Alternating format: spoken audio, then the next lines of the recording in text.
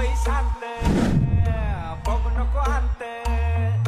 दिसतोय शांत बघू नको अंत याला समजतो काय मला याला समजतो काय अरे बघ माझी एंट्री झाली आता पळून जायचं नाही हे बघ माझी एंट्री झाली आता पळून जायचं नाही अरे बघ माझी एंट्री झाली आता पळून जायचं नाही तिथं वन साइड किंग आहे ना तुम्ही लक्षात ठेवा तिथं येऊन तुम्हाला ठोकणार आम्ही मोठा राखी राजे